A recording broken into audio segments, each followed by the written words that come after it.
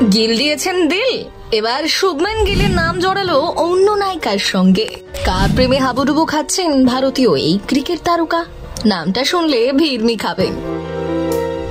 শুভমান গিলের অসাধারণ ক্রিকেটীয় প্রতিভার সঙ্গে চর্চায় থাকে তার প্রেম জীবনও। কিংবদন্তি সচিন তেন্ডুলকরের মেয়ে সারা তেন্ডুলকরের সঙ্গেও দেশের তারকা ক্রিকেটারের নাম বহুবার জড়িয়েছে।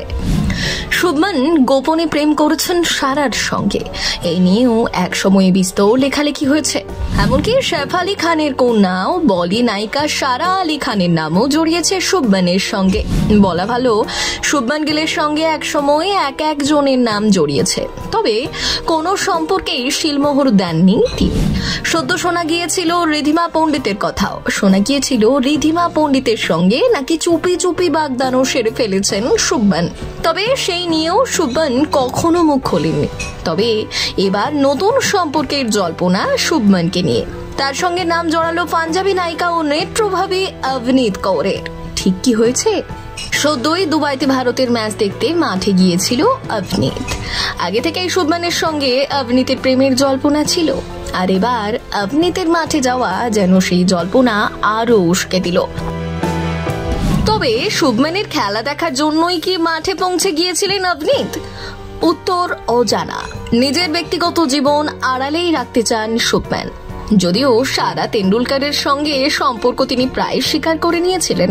নাম না নিয়েও শুভমান জানিয়েছিলেন যে তিনি প্রেম করছেন, তবে সেই সম্পর্ক নিয়ে এখনো অনেকের সন্দেহ রয়েছে।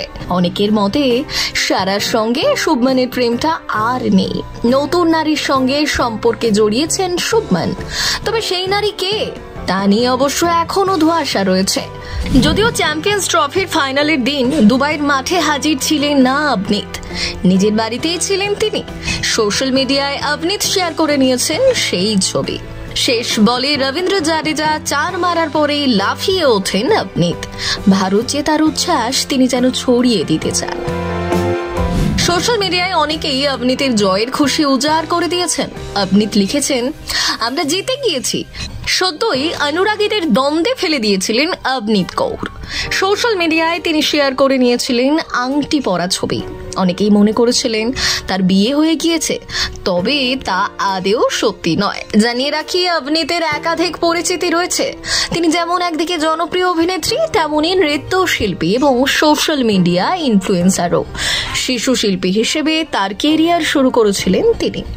এরপর টিভি শো এবং চলচ্চিত্রের হাত ধরে জনপ্রিয় হয়ে ওঠেন। ইনস্টাগ্রামে 3 কোটিরও বেশি ফলোয়ার্স অভিনীতের। এই দেশের সব থেকে বেশি ফলোড তরুণ সেলেবদেরই একজন অভিনীত। বয়স মাত্র 23।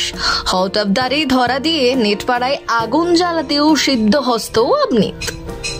ব্যুরো রিপোর্ট, প্রথম কলকাতা প্রোডাকশন।